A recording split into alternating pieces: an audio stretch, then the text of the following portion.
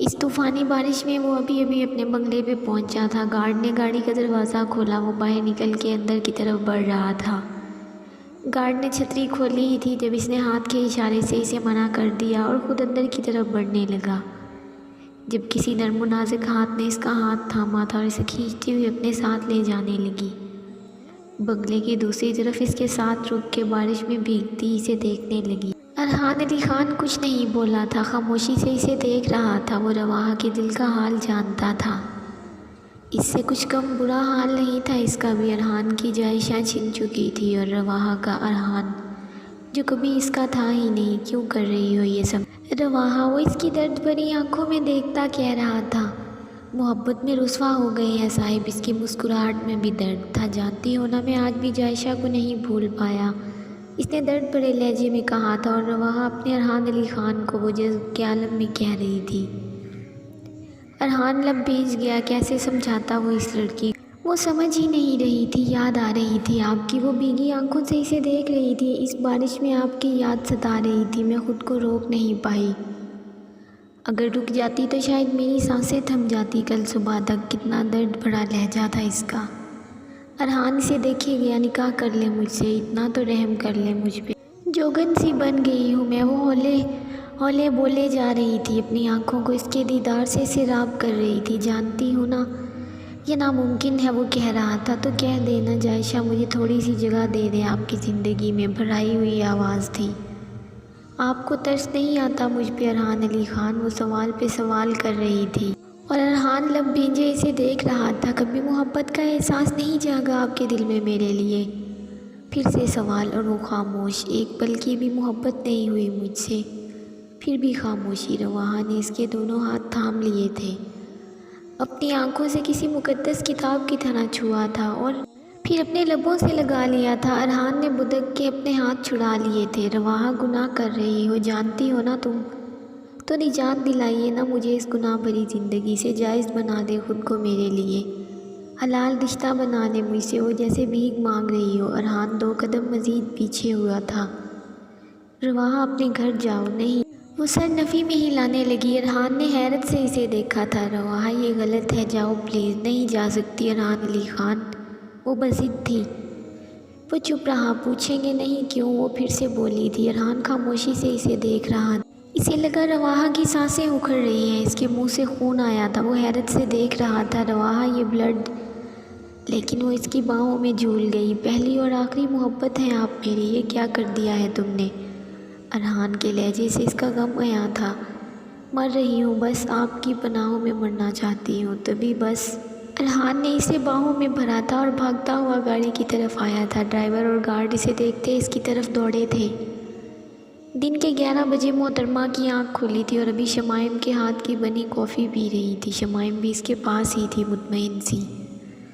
بھابھی، وہ نازیہ کو غور سے دیکھ رہی تھی۔ وہ کھوئی سی اسے دیکھ رہی تھی۔ واپس آ جائیے بھائی کے پاس پلیز۔ نازیہ نے چونک کے اسے دیکھا تھا، دل بھی زور سے دھڑکا تھا۔ گلے میں ان کا دیا گفٹ پہنا ہے آپ نے، اور پھر بھی بھائی سے دوری، وہ کہہ رہی تھی۔ نازیہ چونک کے اسے دیکھنے لگی۔ تمہیں کیسے پتا؟ یہ علیار نے دی ہے۔ شمائم ہنسی تھی۔ پورا انسٹاگرام آپ دونوں کی پکس، آپ دونوں پہ تبصروں سے بھرا ہوا ہے۔ سب اپنے کمنٹس میں یہی کہہ رہے ہیں کہ وہ سب آپ دونوں کو دوبارہ ساتھ دیکھنا چاہتے ہیں، لیکن آپ دونوں کو اپنی اناؤں سے فرصت ہی کہاں۔ نازیہ اسے گھور رہی تھی۔ بہت بولنے لگی ہو، مطلب مجھے چپ کرایا جا رہا ہے؟ شمائم نے منہ بنایا تھا۔ یہ جو بھی سمجھو۔ وہ منہ بسور کے اٹھی تھی۔ امتسال کے پاس جا رہی ہوں کہہ کے کمرے سے نکلی۔ اس کے جاتے ہی نازیہ نے جلدی سے اپنا موبائل اٹھایا اور اپنا انسٹاگرام کھول کے پوسٹ ڈھونڈنے لگی جو امتسال نے شیئر کی تھی، اور آنکھیں جیسے اس تصور پہ جم گئی تھی۔ دونوں ساتھ ساتھ کتنے مکمل لگ رہے تھے۔ اس نے آہستگی سے اس تصویر پہ اپنا ہاتھ پھینکا تھا۔ اس کے چہرے پہ مسکراہٹ تھی۔ نیچے کمنٹ، ساتھ دیکھنا چاہتی ہوں دونوں کو پھر سے۔ دوسرا کمنٹ، بالکل، we want you both back, ایک دوسرے کے قریب، رومانٹک کپل، اور ایسے بہت سے کمنٹس۔ وہ پڑھتی گئی اور مسکراتی گئی۔ لیکن وہاں علیار خان کا بھی کمنٹ تھا، مائی گرل، اور سانسیں تھم سی گئی تھی۔ وقت رک سا گیا تھا، دل جیسے کانوں میں دھڑکنے لگا تھا۔ اس نے جلدی سے موبائل سائڈ پہ رکھ دیا اور خود دل پہ ہاتھ رکھ کے لمبے لمبے سانس لینے لگی تھی۔ یہ کیا، مائی گرل؟ اس کے لب مسکرائے۔ اس نے پھر سے موبائل اٹھایا تھا، دل ایک پل کو چاہنے لگا تھا مائی مین لکھ دوں، لیکن اف یہ انا، وہ بھی انازیہ خان کی انا آخر آ ہی گئی آڑے، اور وہ اپنا سر جھٹک کے موبائل سائڈ پہ رکھ کے اپنی کافی پینے لگی تھی۔ سمن نامی اس لڑکی کا سر تن سے جدا کر اس کی لاش کو گرلز ہاسٹل کے سامنے پھینکا گیا تھا۔ پاس ہی کوئی ٹیپ ریکارڈر بھی چھوڑ گیا تھا جس میں انازیہ کے لیے کوئی میسیج تھا۔ انازیہ وہاں پہنچی تو سب ہاسٹل کی لڑکیوں کو خوف زدہ پایا۔ سمن کی لاش پہ چادر ڈالی گئی تھی۔ ریکارڈر انازیہ کو دیا گیا تھا۔ مس انازیہ خان، ہیلو، میں آپ کا بگ فین آبان سکندر، آئی وش میں بھی آپ کا فیوریٹ ہوتا۔ انازیہ اس کی آواز ٹیپ ریکارڈر پہ سنتی لب بھیج گئی تھی۔ اتنی بولڈ ہیں آپ کے، اف یہ دل تو آ گیا ہے آپ پہ۔ پاس کھڑا خیام بھی اس کی بکواس سن رہا تھا۔ لاش تو دیکھ ہی لی ہوگی آپ نے یار، میں معصوم سی لڑکی کو کچھ نہ کرتا، بٹ آپ پہ بہت غصہ تھا۔ باپ جیسی بولڈ اور حسین خاتون کو تو میں کچھ بگاڑ نہیں سکتا، سارا غصہ اس پہ نکال دیا۔ ایز اے گفٹ بھیج رہا ہوں آپ کے لیے اور میری پیاری پیاری ہاسٹل گرلز کے لیے۔ انازیہ نے ٹیپ ریکارڈر پرے پھینک دیا۔ ڈیم اٹ، اس نے تعصب سے اس چادر کو دیکھا تھا جس کے نیچے ایک معصوم لڑکی معصوم خواب آنکھوں میں سجائے بے جان پڑی تھی۔ اپنے امڑتے آنسوؤں کو روکا اور منہ موڑ کے اپنی کار کی طرف جا چکی۔ کار میں بیٹھ کے وہ دیر تک شیشے سے باہر سامنے دیکھتی رہی تھی۔ اس شخص تک پہنچنا تھا اسے کسی بھی طرح۔ جب اس کے موبائل پہ کال آئی، اس نے نمبر دیکھ کے ریسیو کی تھی۔ Hello Anaziya ji, hello, your big fan Aban is here. دوسری طرف کی آواز سن کے اس کی آنکھوں میں خون اتر آیا تھا۔ کیسا لگا میرا گفٹ آپ کو؟ وہ مسکراتا ہوا سگریٹ کے کش لگاتا کہہ رہا تھا۔ کتے حرام خور، اس نے دانت پیستے کہا تھا، جبکہ دوسری طرف سے کہکا ابھرا تھا۔ آئی لو اٹ یار، کتنی بولڈ ہیں آپ تو یار، میں تو مر ہی مٹا ہوں آپ پہ۔ شٹ اپ، جس دن میرے ہاتھ لگے اس دن بتاؤں گی تجھے بولڈنس ذلیل۔ آخر میں گالی سے نوازا گیا تھا۔ او گاڈ، ویری بیڈ۔ لڑکی ہو کے ایسی گالیاں، وہ مزے لیتا ہوا بولا تھا۔ میرے کام میں انٹرفیئرنس کر کے اچھا نہیں کیا آپ نے مس انازیہ خان، ایسے کون کرتا ہے بھائی؟ میں سوچ رہا ہوں کچھ تو ان ریٹرن مجھے بھی کرنا چاہیے نا۔ انازیہ نے اپنی مٹھیاں بھینج لی تھی غصے سے۔ شمائم، ہاں شمائم، اس نے کہا تھا، اور انازیہ گھبرائی تھی۔ اس تک پہنچنے سے پہلے میں خود تیرے اندر اپنے ریوالور کی ساری گولیاں اتار دوں گی۔ تیرے اندر جو گرمی ہے نا، نکال دوں گی میں۔ جب وہ ہنسنے لگا تھا، یار کیا چیز ہے آپ، مطلب کچھ بھی، ویسے گرمی نکالنے کے اور بھی بہت سے طریقے ہیں۔ وہ زومینی انداز میں بولا تھا۔ اچھا سنیے تو کبھی ڈنر پہ ملتے ہیں، دونوں بہت کچھ ڈسکس کر لیں گے۔ ہو سکتا ہے آپ مجھ سے خوش ہو جائیں اور میں آپ سے۔ وہ مسکرا رہا تھا۔ ضرور ملیں گے اگر اتنی ہمت ہوئی تم میں تو، وہ سرد لہجے میں بولی تھی۔ آبان نے رک کر ہی دل میں اس کی بہادری کی داد دی۔ ارے واہ، اتنی شوقین ہیں آپ مجھ سے ملنے کی؟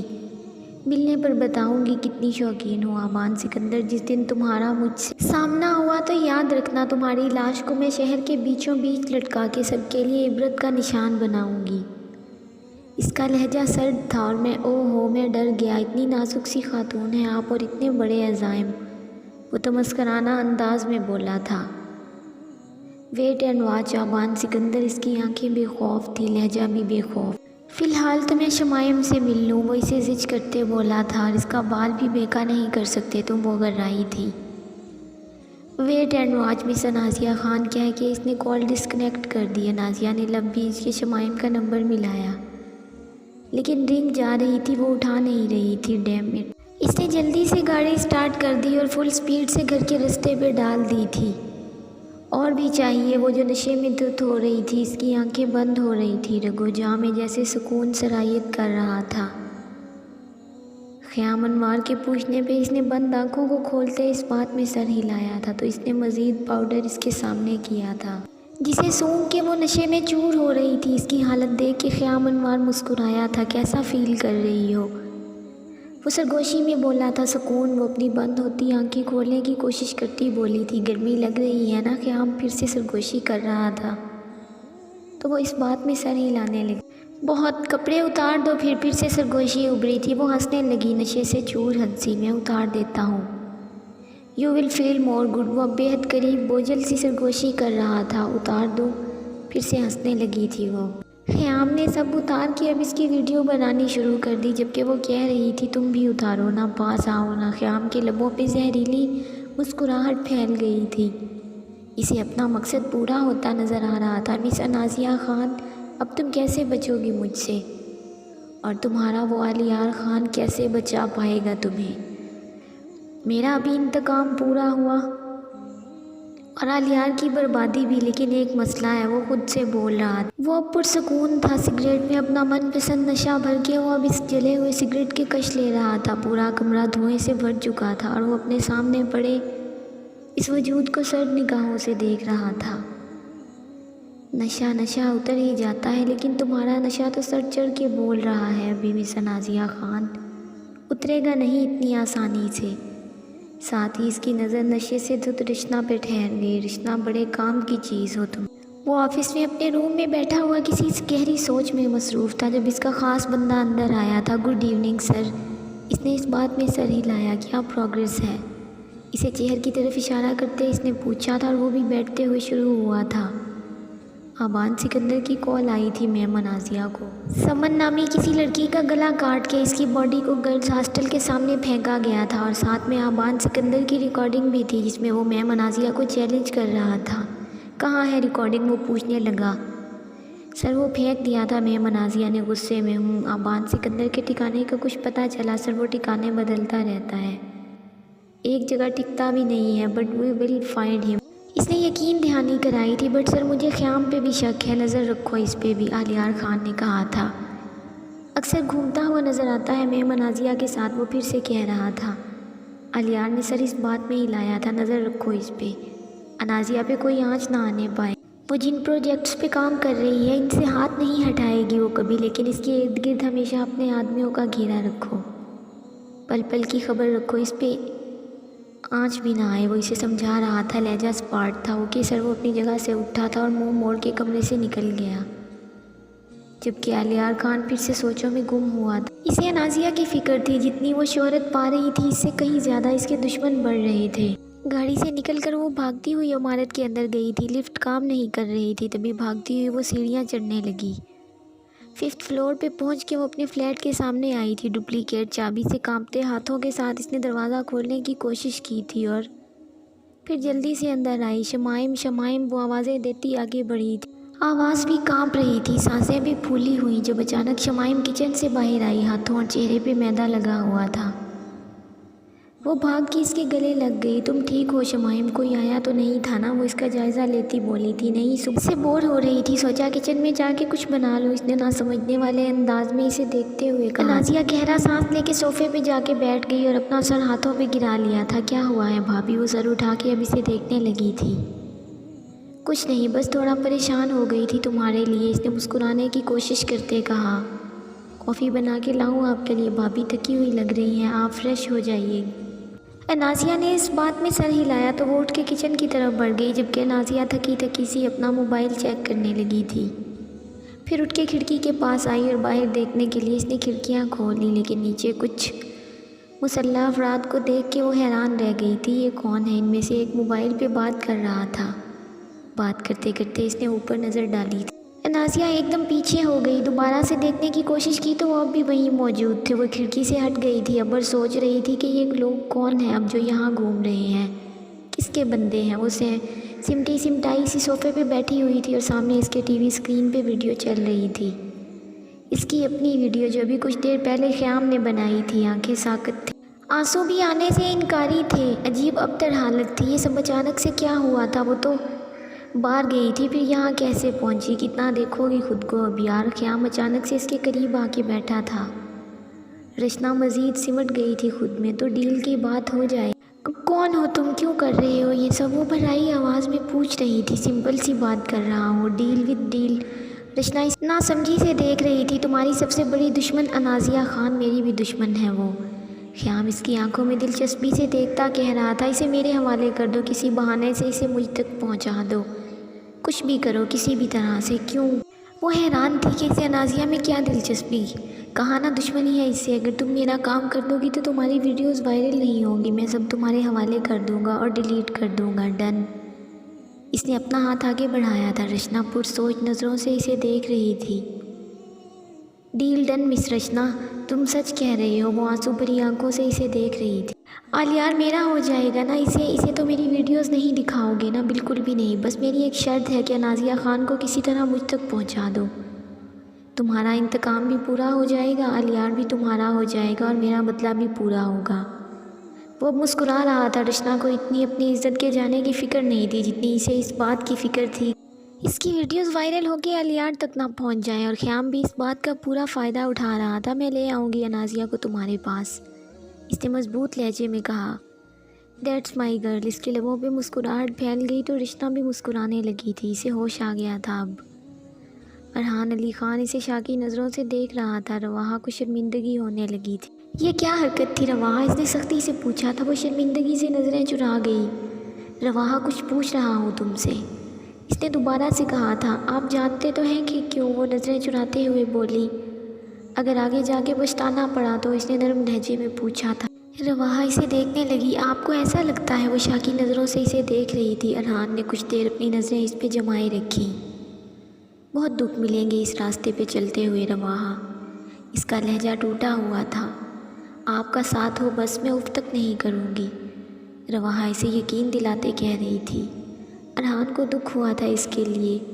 وہ اپنی کنپٹی سے ہلانے لگا، جبکہ رواحہ اسے دھڑکتے دل کے ساتھ دیکھ رہی تھی۔ ارحان نے اب اس کی طرف دیکھنا شروع کیا تو وہ بوکھلا کے پلکیں جھکا گئی۔ ٹھیک ہے، پرسوں نکاح ہے ہمارا۔ رواحہ نے مسرت بھری آنکھوں سے اسے دیکھا، جبکہ ارحان لب بھیجے کمرے سے نکل گیا تھا۔ صبح جب انازیہ آفس جانے کے لیے نکلی تو سامنے وہی 3-4 بندے پھر سے نظر آئے تھے جو کل شام کو تھے وہاں، مطلب پوری رات یہ لوگ یہیں تھے۔ جاری ہے دوستو اگر آپ کو ویڈیو پسند آئی ہو تو اسے لائک اور اپنے دوستوں کے ساتھ شیئر لازمی کیجیے گا، اور اگر آپ میرے چینل پر نئے ہیں تو چینل کو سبسکرائب کریں اور ساتھ میں لگے گھنٹی کے بٹن کو بھی ضرور دبائیں تاکہ ہر نئی ویڈیو کا نوٹیفیکیشن آپ دوستوں تک سب سے پہلے پہنچ سکے۔ چلیے دوستو، ملتے ہیں نیکسٹ ویڈیو میں، تب تک اپنا خیال رکھیں، دعاؤں میں یاد رکھیں۔ اللہ حافظ۔